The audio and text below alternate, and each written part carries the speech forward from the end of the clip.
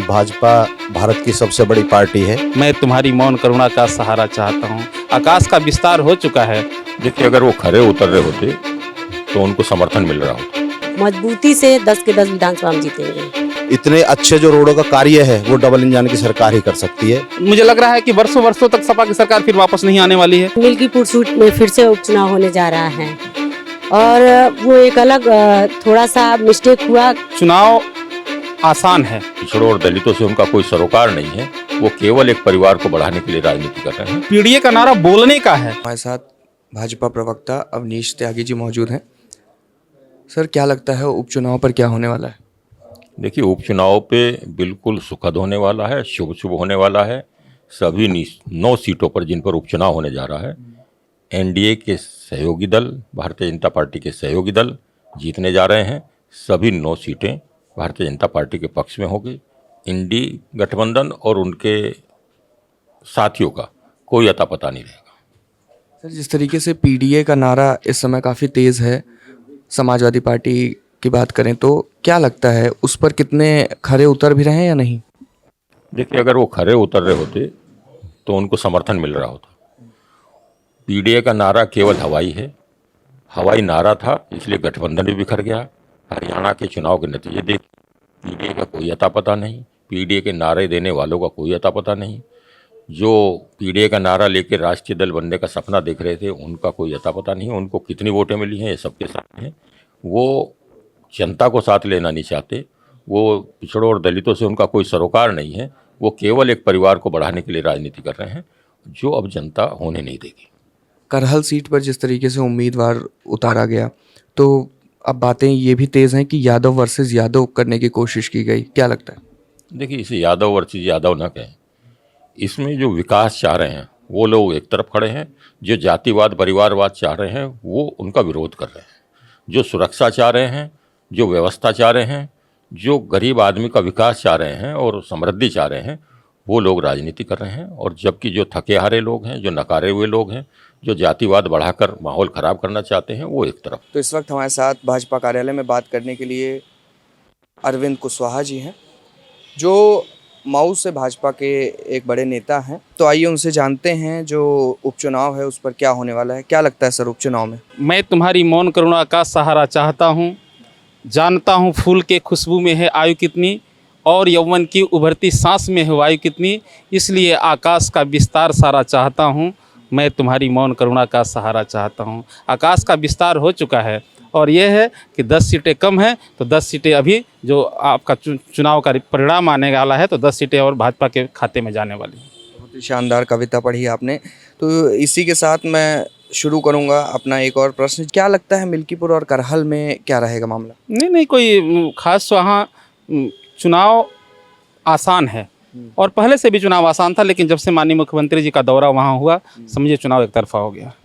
साफ शब्दों में कहा जाए, कोई कितना भी विपक्ष इस पे हल्ला कर ले कि करहल और मिल्कीपुर हमारा होने वाला है, तो कतई नहीं होने वाला है। वहाँ का परिणाम पहले ही तय हो चुका है।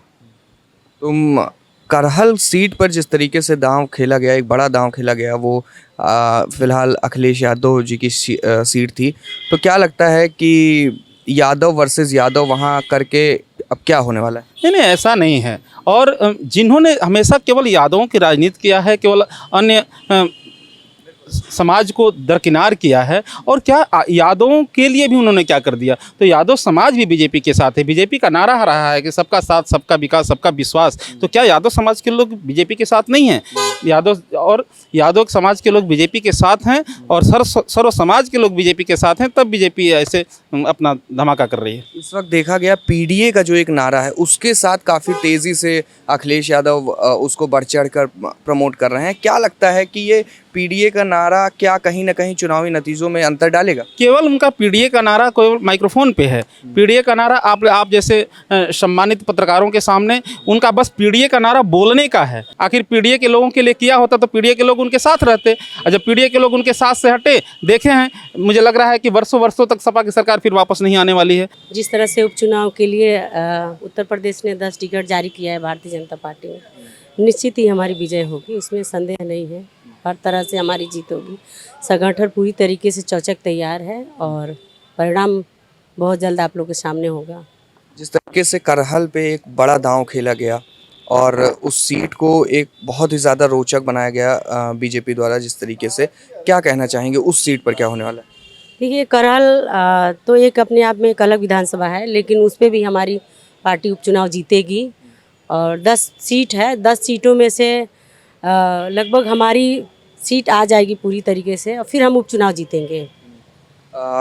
बात करें मिल्कीपुर सीट की, तो वहाँ पर समाजवादी पार्टी लगातार ये आरोप लगा रही है कि भाजपा की ये चाल है, जिस तरीके से उन्होंने सीट पर स्टे बना दिया और उसके बाद वो कहीं ना कहीं डर गई है, ये आरोप लगा रही समाजवादी पार्टी।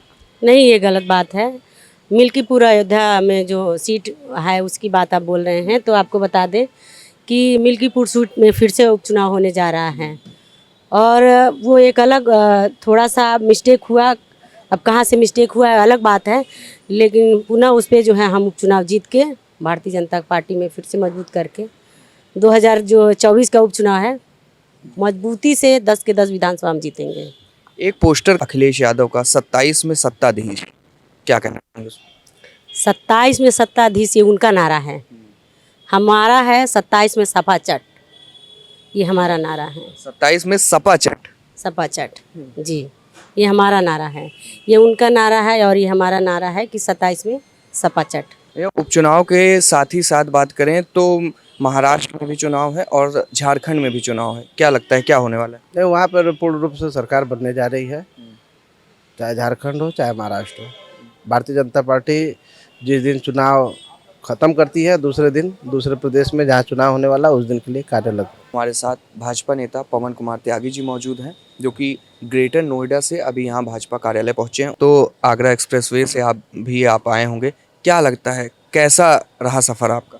देखिए सफ़र बहुत अच्छा रहा, क्योंकि जो अगर रोडों पे बात की जाए तो पिछली सरकार ने केवल 2 एक्सप्रेसवे बनाए थे और हमारी डबल इंजन की सरकार ने 13 एक्सप्रेसवे दिए हैं देश को। और निरंतर लगातार प्रयास जारी है। इतने अच्छे जो रोडों का कार्य है वो डबल इंजन की सरकार ही कर सकती है। उपचुनाव में क्या होने वाला है?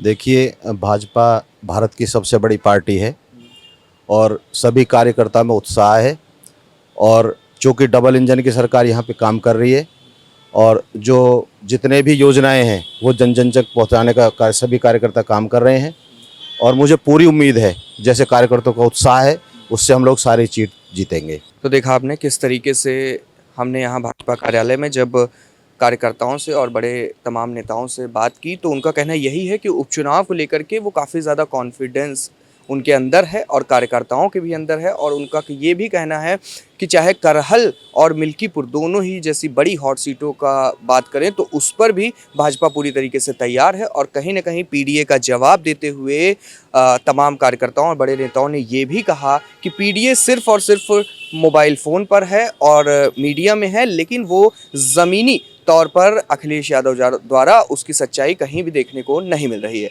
कैमरा पर्सन अंबर शुक्ला के साथ उत्कर्ष सिंह, लखनऊ।